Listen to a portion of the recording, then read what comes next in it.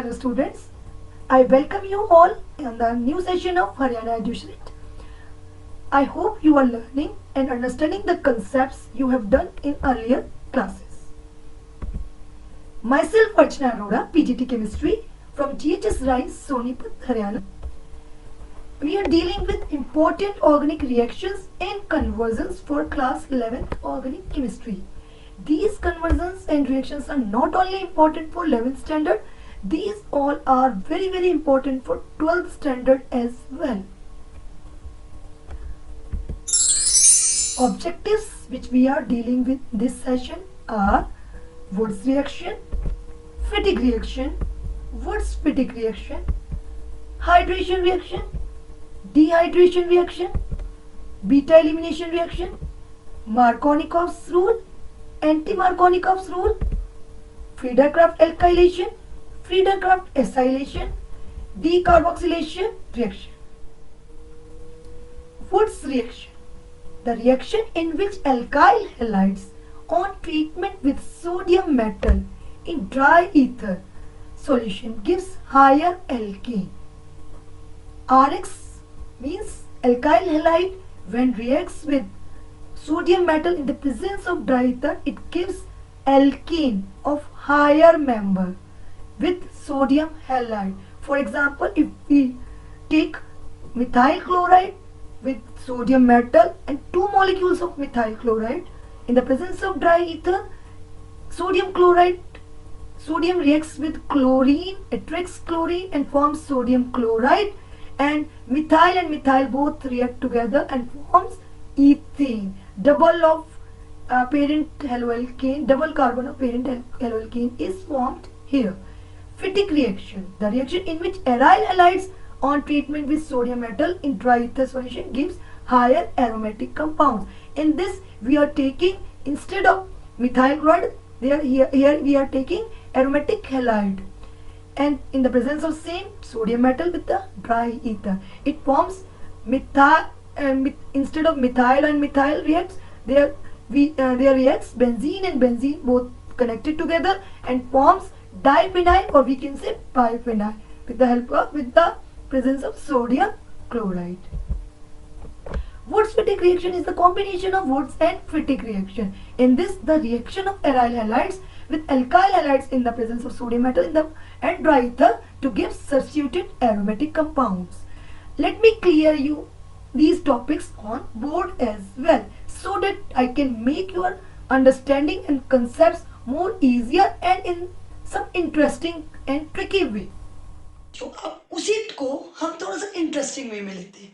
हम क्या करते हैं, वुड्स रिएक्शन, फिटिग रिएक्शन और वुड्स फिटिग को जरा दूसरे स्टाइल से पढ़ते हैं. देखिए, सबसे पहले हम क्या करते हैं, इसमें सिमिलर देखते हैं क्या क्या सिमिलर होता है. इसमें सिमिलर क्या क्या होता है बच्चों, सबसे पहले हेलोजन और हेलोजन सिमिलर होता है. हेलोजन और हेलोजन सिमिलर होता है. हेलोजन ये एक्स आइडेंटिफाइज हेलोजन, और इस हेलोजन के बीचों बीच क्या होते हैं, सोडियम मेटल. इसके बीचों बीच क्या होता है, सोडियम मेटल. इसके बीचों बीच क्या होता है, सोडियम मेटल. ये तो थी बात जहां सब कुछ सिमिलर की बात है. यहां पर जो डिसिमिलर होता है वो क्या होता है बच्चों, वुड्स में दोनों तरफ क्या होगा, आर होगा. फिटिग में दोनों तरफ क्या होगा, एरोमेटिक कंपाउंड होगा.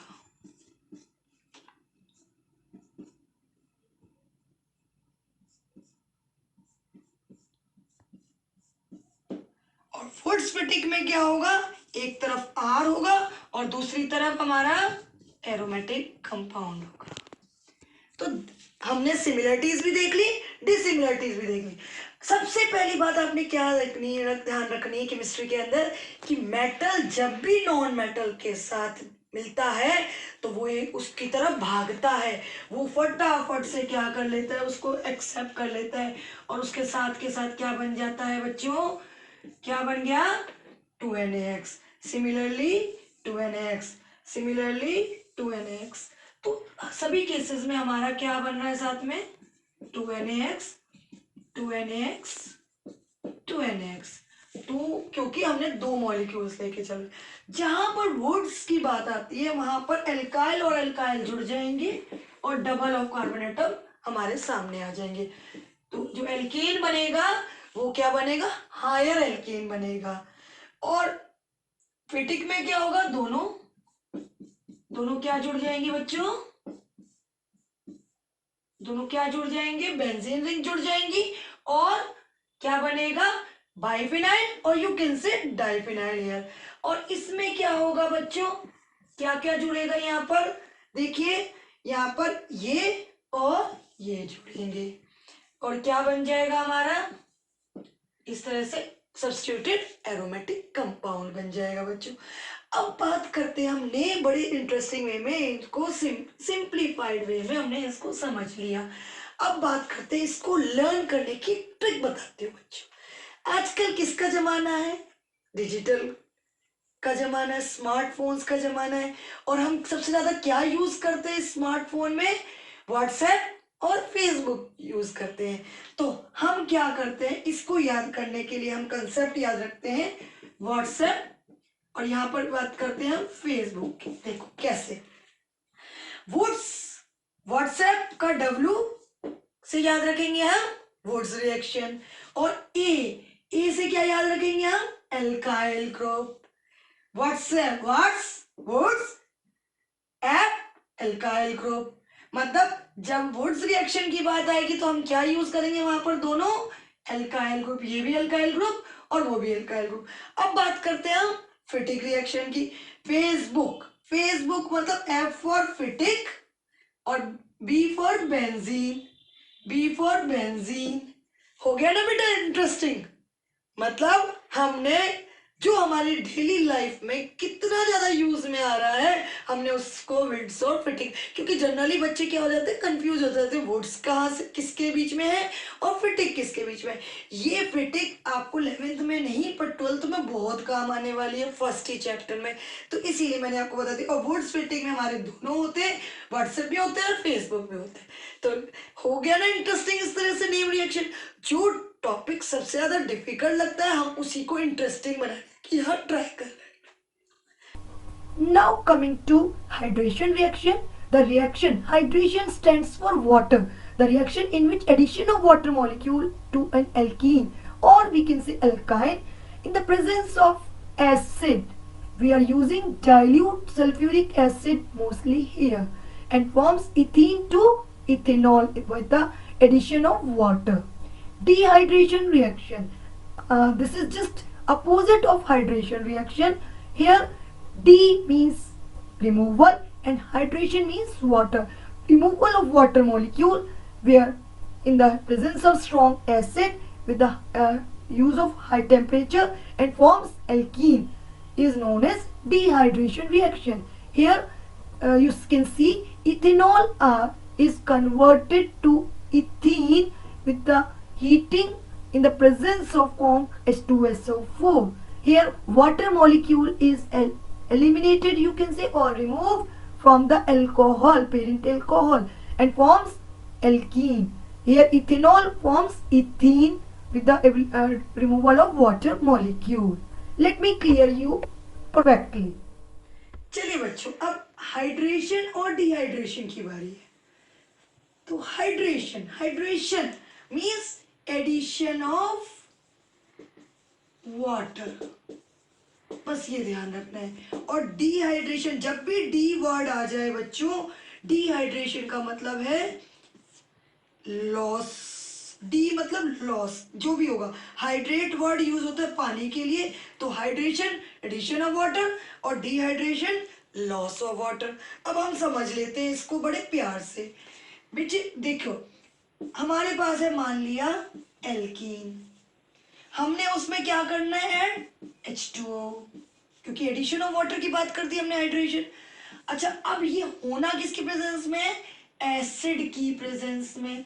तो हम एसिड के या तो H+ लिखते हैं या फिर आप लिख सकते हैं डाइल्यूट H2SO4। देखिए H2SO4 बच्चों होता क्या है, डिहाइड्रेटिंग एजेंट होता है, वो तो ज़्यादा से ज़्यादा पानी को निचोड़ लेता है, बट क्योंकि यहाँ पर हमें हाइड्रेशन करना है इसलिए हमने क्या किया, डाइल्यूट H2SO4 यूज़ किया, क्योंकि डाइल्यूट जब हमने इटसेल्फ भी उसमें पानी काफ़ी सारा दे दिया तो वो उसका डिहाइड्रेटिंग नेचर जो है वो रिवर्स हो जाएगा। अब बात करते हैं कि जब हम सिमेट्रिकल एल्कीन के लिए बात कर रहे हैं बच्चों, हाइड्रेशन और डिहाइड्रेशन के बाद अगला स्टेप हमारा मार्कोनिकॉव और बीटा एलिमिनेशन है, जिसमें आपको हम अनसिमेट्रिकल एल्कीन को यूज करेंगे। अभी हाइड्रेशन और डिहाइड्रेशन समझाने के लिए मैं सिमेट्रिकल एल्कीन से समझाऊंगी। सिमेट्रिकल एल्कीन मीन्स जहां पर डबल बॉन्ड के दोनों तरफ number of carbon atoms are same. तो अब क्या होगा बच्चों, हम क्या करते हैं, सबसे पहले वाटर को ऐड करते हैं। हमने क्या किया, जो इसके हाइड्रोजन है वो लिख लिए खुल के, ठीक है।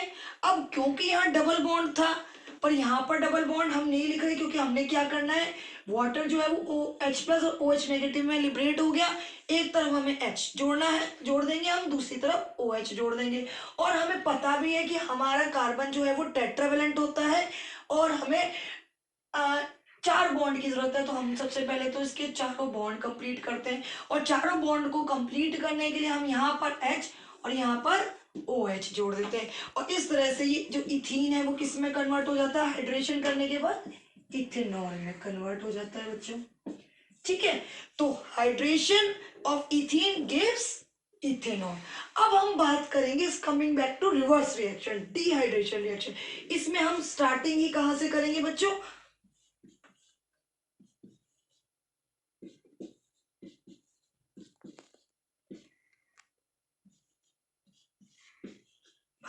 हम इथेनॉल से स्टार्ट करते हैं।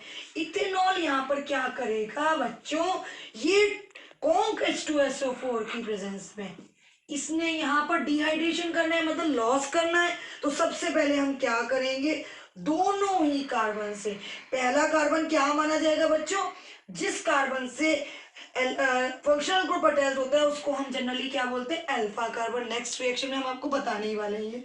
और जो उससे नेक्स्ट कार्बन होता है उसको हम बोलते हैं बीटा कार्बन। तो अल्फा कार्बन और बीटा कार्बन से H और OH मॉलिक्यूल बड़ी आसानी से लूज हो जाएंगे, क्योंकि कॉन्क H2SO4 जो है वो जैसे एसिड जब किसी की बॉडी पे पड़ता है तो उसका जो बॉडी है वो पूरी की पूरी सड़ जाती है। क्यों, क्योंकि उसके अंदर से जो पानी है वो पूरा का पूरा खत्म हो जाता है। डेट मीन्स वो उसकी बॉडी के अंदर का जितना भी हाइड्रेटेड पार्ट है वो निचोड़ लेता है। तो कॉन्क H2SO4 जो है वो बहुत ही अच्छा डिहाइड्रेटिंग एजेंट है, वो पानी उसके अंदर से निकाल लेता है।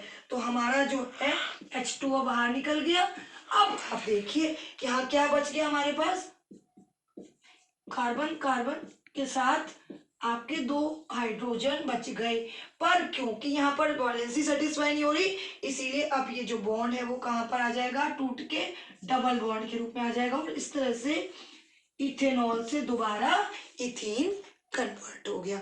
तो इथीन से इथेनॉल बनाना है तो हाइड्रेशन करना है, इथेनॉल से इथीन बनाना है तो हमें क्या करना है बच्चों, डिहाइड्रेशन करना है। जब हमने हाइड्रेशन करना है तो डाइल्यूट H2SO4 लेना है, और जब हमने डिहाइड्रेशन करना है तो हमें कॉन्क H2SO4 लेना है। Hydration means addition of water molecules, dehydration means loss of water molecules. मुझे लगता है आपको क्लियर हो गया होगा। Decarboxylation reaction. This is very simple reaction. In this, D again stands for removal and carboxyl stands for COO group or CO2. From in this reaction, the sodium acetate or you can say sodium derivative of acid is heated with soda lime. Soda lime is none other than caustic soda, mixture of caustic soda and calcium oxide in the ratio of 3:1. 3 means 75% is caustic soda means sodium hydroxide, and calcium oxide is just 25%. This is just to use as a hygroscopic nature. Calcium related compounds are hygroscopic means water absorbing capacity is there. They forms sodium acetate is converted to methane and forms sodium carbonate. COO group is removed from here and forms sodium carbonate. Sodium acetate means ethanoate means 2 carbon is now converted to 1 carbon parent alkane means अगर आप 2 carbon वाला sodium derivative of acid लेते हैं it will form one less than that alkane, one carbon atom less than that parent acid derivative of acid and forms alkane, and this is in the presence of soda lime. Decarboxylation. D stands for removal, carboxyl stands for CO2. मतलब removal of COO group is known as decarboxylation. Very simple reaction, like we are taking our COONA. This is known as sodium salt of carboxylic acid. So sodium salt of carboxylic acid, this reaction is taken in the presence of soda lime. And what is it? Soda lime. Soda stands for caustic soda. Caustic soda means NaOH. Or it is in the presence of lime also, तो यहाँ पर हम लिखते हैं calcium oxide. Actually soda lime में lime इसलिए use लिया जाता है क्योंकि कैल्शियम ऑक्साइड जो है वो एक हाइड्रोस्कोपिक नेचर लेकर के चलता है, कैल्शियम रिलेटेड कंपाउंड्स, तो वो वाटर कहीं मिसमैनेज ना कर दे तो वाटर को एब्जॉर्ब करने की टेंडेंसी रखता है. तो यहाँ पर होगा क्या बच्चों, देखो यहाँ पर हमारा RCOONA कहाँ से क्या निकलेगा, देखिए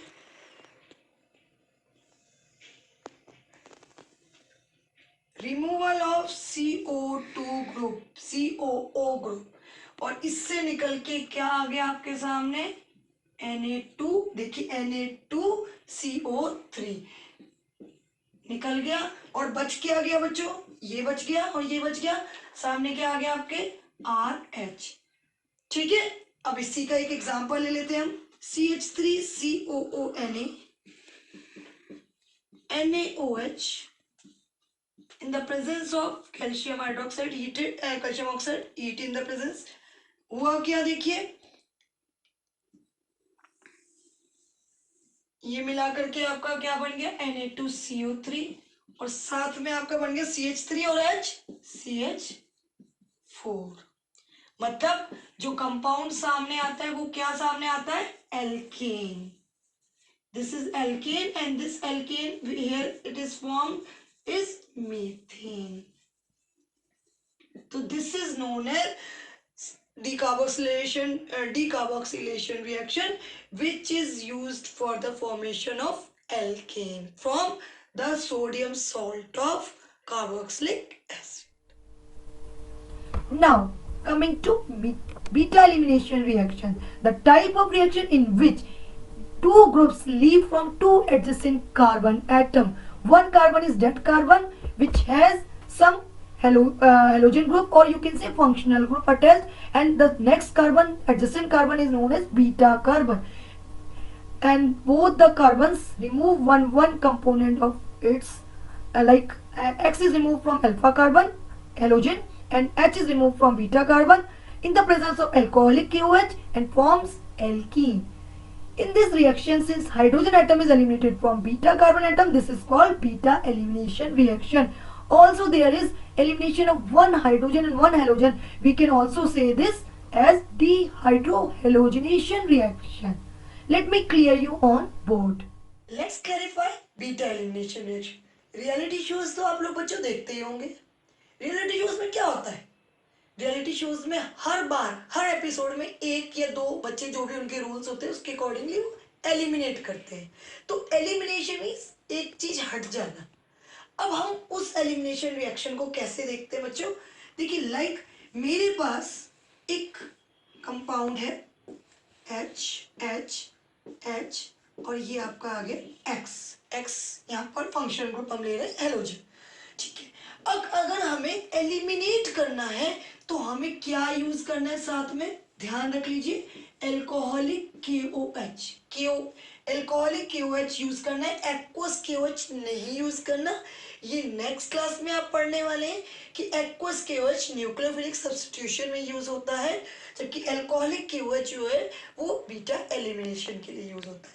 सबसे पहले आपने क्या करना है, आपको मैं ये बताना चाहूंगी कि जिस भी कार्बन पर फंक्शनल ग्रुप होता है, वो फंक्शनल ग्रुप जो भी डिफरेंट होता है H और C से, दैट इज फंक्शनल ग्रुप, उस कार्बन को हम क्या बोलते हैं बच्चों, अल्फा कार्बन। और जो उसका पड़ोसी कार्बन होता है उसको हम बोलते हैं बीटा कार्बन। तो आपको ये ध्यान में रखना है कि जब भी बीटा एलिमिनेशन होना है, अल्फा कार्बन से तो निकलना ही निकलना है, मतलब इस X को तो एलिमिनेट होना ही होना है, साथ में उसका पड़ोसी को भी वो लेके जाएगा जो कि बीटा कार्बन पर होगा, इसीलिए हम इसे बीटा एलिमिनेशन कहते हैं। ठीक है, अब बीटा एलिमिनेशन जब होगा तो क्या होगा, देखो HX तो हमारा सामने बाहर निकल ही गया है, साथ में क्या बनेगा बच्चों, देखो देखते हैं हम क्या बनता है, C हमारे पास बच क्या गया, H और H। अच्छा एक और बात, जब भी सिंगल बॉन्ड से एलिमिनेशन होगा तो यहाँ पर क्या होना चाहिए बेटा, देखो अब आपको एक चीज की कमी नजर आ रही होगी कि यहाँ पर 4 बॉन्ड्स कंप्लीट नहीं हो रहे, अगर हम यहाँ पर डबल बॉन्ड कर दें तो सबके 4 बॉन्ड्स कंप्लीट हो गए। तो आप ये ध्यान रखिए, जब भी सिंगल बॉन्ड से एलिमिनेशन होगा तो वो किस में कन्वर्ट हो जाएगा, डबल बॉन्ड में, और इस तरह से ये इथीन बन के सामने आ गया। अब ये तो थी बात बीटा एलिमिनेशन की, जब हम सिमेट्रिकल कार्बन की बात कर रहे थे, मतलब 2 थे। अगर मैं बात करूं, थोड़ा सा डिफरेंट लेते हैं हम, और हम बात करते हैं इस तरह से, मैं एक क्लोरीन या ब्रोमीन जो भी है मैं वो यहां लगा देती हूँ, और आप देखिए आपका कंप्लीट कर देते हैं। अब हम अगर यहां से एल्कोहलिक KOH की प्रेजेंस में एलिमिनेशन करेंगे तो बच्चों क्या होगा, देखो जो जिस कार्बन पर फंक्शनल ग्रुप है वो कहलाएगा अल्फा कार्बन, उसका पड़ोसी क्या कहलाएगा, बीटा कार्बन, उसका पड़ोसी क्या कहलाएगा, गामा कार्बन। क्योंकि ये भी उसका पड़ोसी है इसलिए ये भी क्या कहलाएगा, बीटा कार्बन। यहां पर बच्चों 2 तरह की कंडीशन आती है, यहाँ कंडीशन आती है कि ये भी बीटा है और ये भी बीटा है। डेट मीन्स एक बार हम 2 तरह के प्रोडक्ट सामने आएंगे। सबसे पहले हम देखते हैं कि अगर हम एलिमिनेशन क्या करेंगे, लेफ्ट वाले बीटा कार्बन से करेंगे तो HBr सामने आएगा। हम मान लेते हैं यहाँ -HBr कर दिया हमने, तो जो पहला प्रोडक्ट सामने आएगा बच्चों वो क्या आएगा, देखिए ये निकल गया है आपका, H सामने आ गया, ये निकल गया आपका, H सामने आ गया, HBr निकल गया, और यहाँ पर अगेन CH3। और देखिए अब आपको कुछ कमी नजर आ रही होगी, जब भी सिंगल बॉन्ड से कुछ एलिमिनेशन होगा तो वहां क्या हो जाएगा, डबल बॉन्ड। और डबल बॉन्ड कहाँ होगा, जिस कार्बन से, जिन 2 कार्बन के बीच में से लूज हुआ है, तो डबल बॉन्ड कहाँ आ गया, यहाँ आ गया। अब आप देखिए आपके बॉन्ड्स क्लियर हैं, और इस तरह से आपका ये प्रोडक्ट सामने आ गया। नेक्स्ट प्रोडक्ट किस तरह का सामने आएगा, देखिए सेकंड प्रोडक्ट जो आएगा वो आएगा आपका इस कार्बन, यहाँ पर अब एलिमिनेशन कहाँ से होगा बच्चों, यहाँ पर एलिमिनेशन होगा इस तरह से, तो हमारा जो एलिमिनेटेड प्रोडक्ट है वो यहाँ से आएगा -HBr। तो इसमें जो प्रोडक्ट सामने आएगा वो कौन सा आएगा बच्चों, देखो CH3 CH2 CH और CH2। HBr हमारा यहाँ से डिलीट हो गया, एलिमिनेट हो गया, और डबल बॉन्ड कहाँ आ जाएगा बच्चों, यहाँ पर आ जाएगा। जिन 2 कार्बन के बीच में से एलिमिनेशन हुआ है वहां पर डबल बॉन्ड आ जाएगा।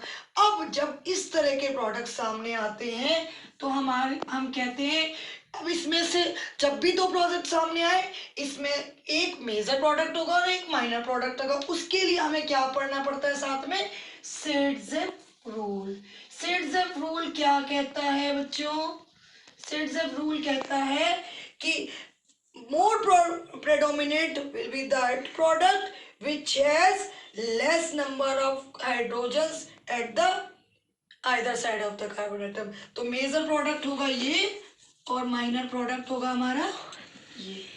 तो इस तरह से आपको मैंने आपको बीटा एलिमिनेशन बता दिया, जो कि बहुत बहुत बहुत इम्पोर्टेंट रहेगा 12th के लेवल पर भी और कॉलेज लेवल पर भी। ये जो रिएक्शंस जो आज मैं आपको नेम रिएक्शंस डील कर रही हूँ, ये आपको केमिस्ट्री के हर एक स्टेप पर काम आती रहेंगी ऑर्गेनिक केमिस्ट्री के लिए। These are the most most most important name reactions which are used in every chapter. Okay, उसके बाद सेड्जेफ रूल भी हमने इसमें एक्सप्लेन कर दिया।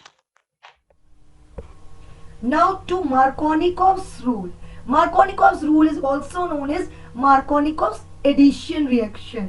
In this, generally addition of symmetrical alkenes में कोई प्रॉब्लम नहीं आती है, बहुत ही सिंपल रहता है.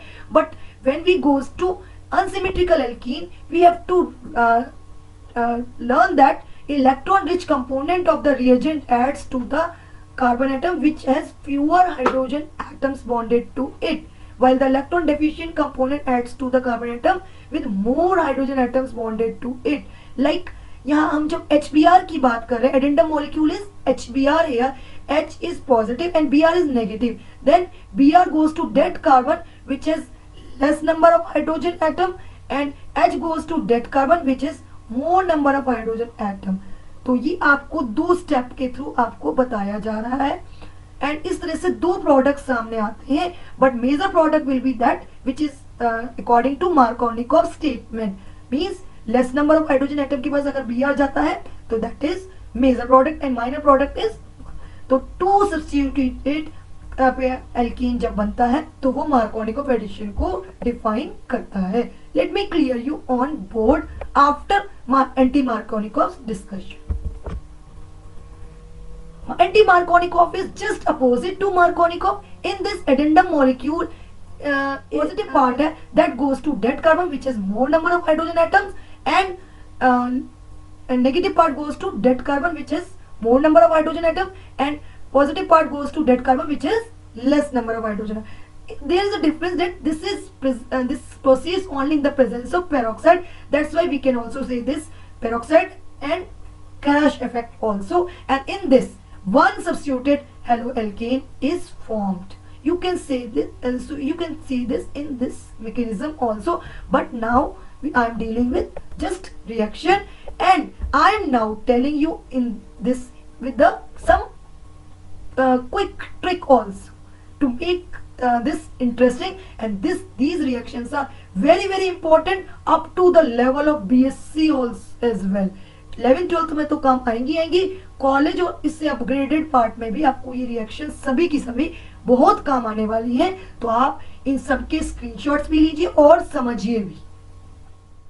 One of the most important name reaction as well as used as conversion, that is Markovnikov's reaction, anti-Markovnikov's reaction. These are also known as Markovnikov's addition reaction also.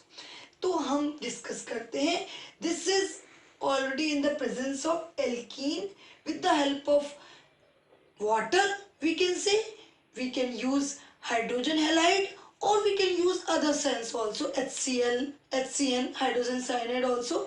But now we will give the example of ethene with hydrogen halide. Now CH2 double bond CH2, सबसे पहले जब ये symmetrical alkene है, जब either side of the double bond हमारे पास carbon similar है, तब तो कोई प्रॉब्लम ही नहीं है. हमारा क्या होगा, यहाँ पर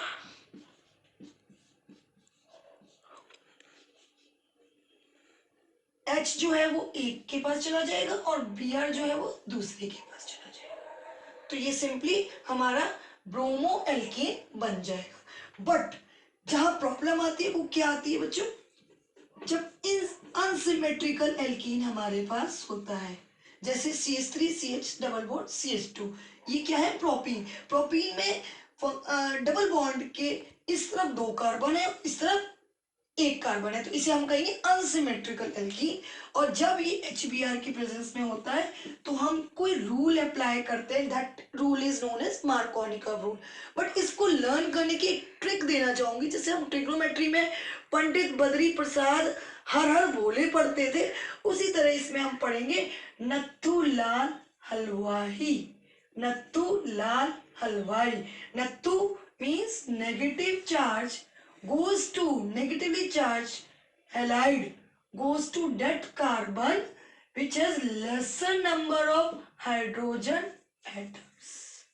मतलब इसमें जो एडेंटम मॉलिक्यूल जो है, एडेंटम मॉलिक्यूल जो कि HBr है, उसमें से नेगेटिव पार्ट मतलब bromide ion will goes to that carbon which is less number of hydrogen atom and hydrogen goes to that carbon which is more number of hydrogen atom. तो इसमें क्या बन जाएगा बच्चों हमारे सामने CH3 CHBr और CH3.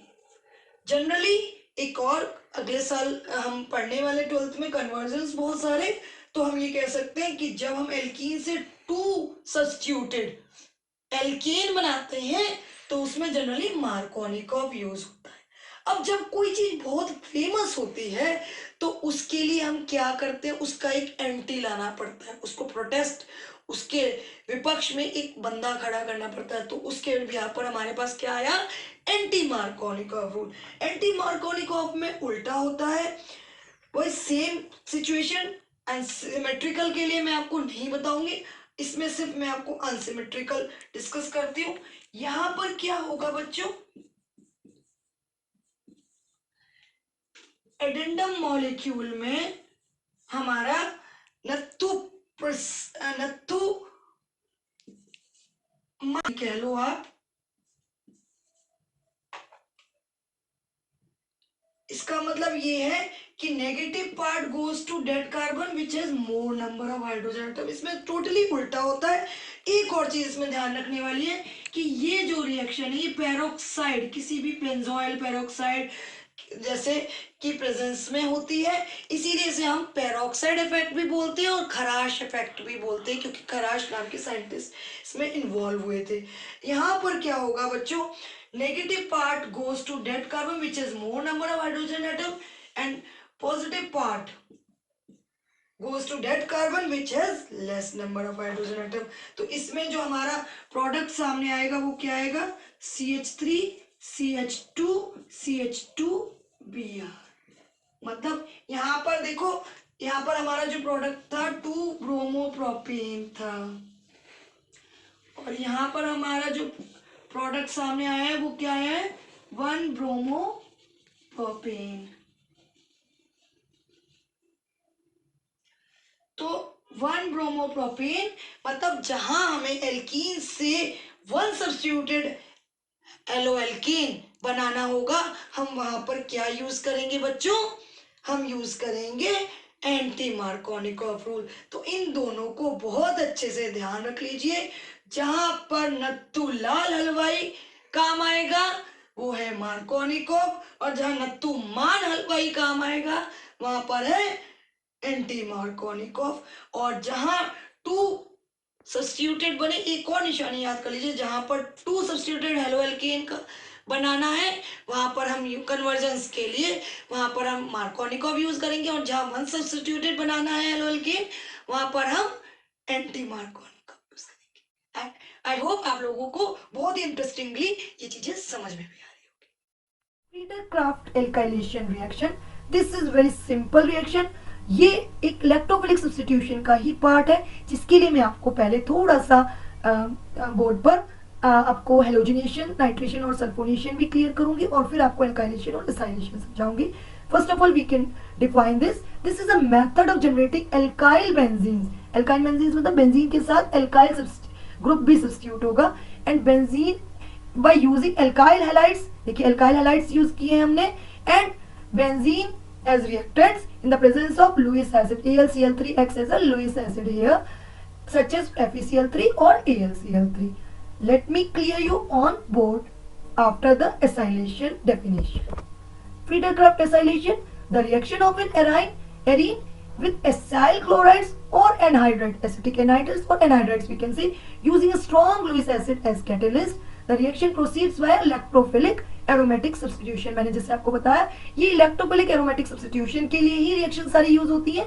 जैसे कि इसमें बेंजीन के साथ अब आप जब एसिटाइल क्लोराइड यूज कर रहे हैं तो इसका जो ये पार्ट है CH3CO वाला जो पार्ट है वो कहाँ अटैच हो जाएगा, बेंजीन रिंग से अटैच हो जाएगा, और जो H बेंजीन रिंग से निकलेगा वो इसके Cl के साथ रिएक्ट होकर HCl बना देगा in the presence of AlCl3। और जब हम एसिटिक एनहाइड्राइड लेंगे तो वो HCl की जगह CH3COOH बना देगा।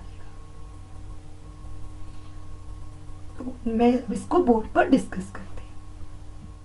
एयरक्राफ्ट एनाइलेशन और एसाइलेशन को समझाने के लिए बच्चों मैं सबसे पहले आपको थोड़ा सा इंट्रोडक्शन, बहुत स्लाइड सा इंट्रोडक्शन हेलोजिनेशन, नाइट्रोजन और सल्फोनेशन टाइप की इलेक्ट्रोफिलिक सब्स्टिट्यूशन रिएक्शन पर देना चाहूंगी।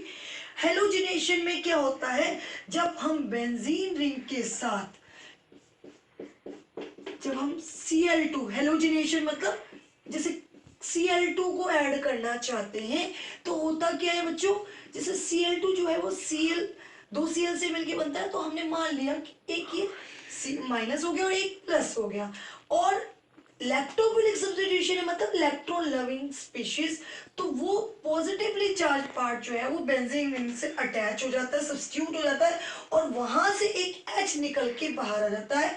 और देखिए होता क्या है, इस तरह से हमारे पास क्लोरोबेंजीन सामने आता है, और साथ में जो प्रोडक्ट बनता है वो क्या बनता है, यहाँ से H निकला, जहां Cl ने अपनी जगह बनाई वहां से H निकला और HCl के रूप में सामने आ गया।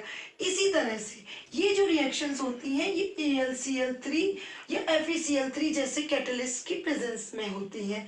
इसके बाद इसी तरह से नाइट्रेशन होता है। नाइट्रेशन में OH माइनस और NO2 प्लस होता है, तो NO2 जो है वो यहाँ जहाँ क्लोरीन आएगा वहाँ NO2 सब्स्टिट्यूट हो जाएगा, और वो रिएक्शन जो है वो H2SO4 की प्रेजेंस में होती है। सिमिलरली सल्फोनेशन के अंदर SO3H कंपाउंड यहाँ प्रोडक्ट जो है वो सब्स्टिट्यूट हो जाएगा SO3H, और that will form benzene sulphonic acid, and उसमें जो है वो HNO3 और H2SO4 की प्रेजेंस में होती है वो reaction. Now coming to main Friedel Crafts alkylation, that reaction is like, ये रिएक्शन जो है हमारी किसकी प्रेजेंस में होती है, बेंजीन जो है वो CH3Cl या RX की प्रेजेंस में, मिथाइल क्लोराइड की प्रेजेंस में AlCl3 की एज अ कैटलिस्ट लेते हैं, लुईस एसिड, या FeCl3 भी ले सकते हैं। होगा क्या बच्चों, ये जो है वो कहाँ अटैच हो जाएगा, यहाँ अटैच हो जाएगा, और यहाँ से जो H निकलेगा वो HCl के साथ। इस तरह से क्योंकि बेंजीन रिंग के साथ हमारा ये CH3 अटैच हो जाता है, या हम इस तरह से भी लिख सकते हैं इसको, और साथ में क्या बना, तो इस तरह से हमारे सामने क्या आ गया, टोलिन आ गया, या यू कैन से क्लोरोबेंजीन। इसे कहेंगे हम फ्रीडरक्राफ्ट एल्काइलेशन। फ्रीडल और क्राफ्ट की के थ्रू ये एल्काइलेशन इंट्रोड्यूस हुआ। उसी तरह एसाइलेशन में क्या होगा, हम एसाइल ग्रुप लेंगे। एसाइल ग्रुप में आप RCOCl ग्रुप भी ले सकते हैं, एसिटाइल क्लोराइड, या RCO whole twice O anhydride की प्रेजेंस में भी कर सकते हैं। तो जो प्रोडक्ट सामने आएगा वो क्या आएगा बच्चों,